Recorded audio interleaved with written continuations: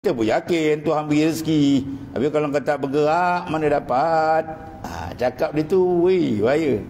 Dengar macam sedap, mula sedap, tapi kan nak tanya, usaha kamu dengan Tuhan berishtirak ke? Bersekutu ke? Kamu berpakat ke dengan Tuhan? Kau datang ke nian, rezeki dah siap. Ya. Jadi faham sini pula bukan makna menolak usaha dan ikhtiar. Usaha ikhtiar itu zahir. Yang kita bincang di batin dalam akidah, rohani. Adapun usaha itu disuruh syariat. Oleh kerana kita tak tahu rezeki kita banyak mana di mana, maka syariat suruh carilah, tak ada masalah. Nak berniaga ke, nak jadi jutawan ke, pergilah, tak ada hal. Yang kita bincang di dalam konteks kita dengan Allah, jangan terjejas, ya.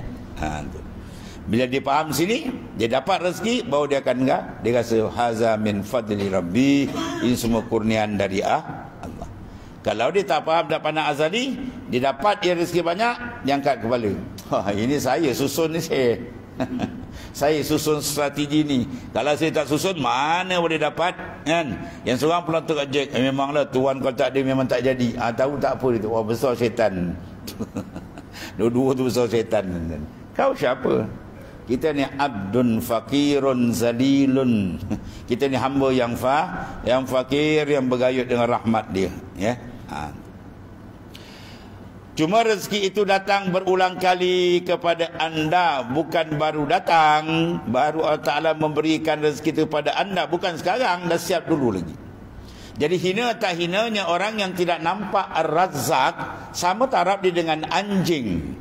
Anjing yang dipelihara oleh seorang tuan dia. Cina ni toke besar, jadi dia tak sempat nak bagi makan anjing dia. Dia bagilah kuli jaga, dia bagilah kuli tu gaji.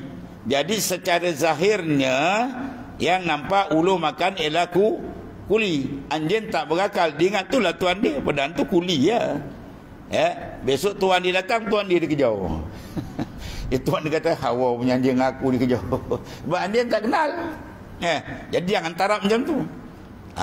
Jadi Tuhan menjadikan rezeki secara asbab usaha. Dia jadikan sebab semua tu. Dia dah set pada azali, ya. Rezeki kita ni datang dari dia, kemudian sebab dari dia, usaha ikhtiar dari dia, semua dia dah set benda tu. Ya, jalan cantik. Sebab tu disuruh kita memandang af'al Tuhan.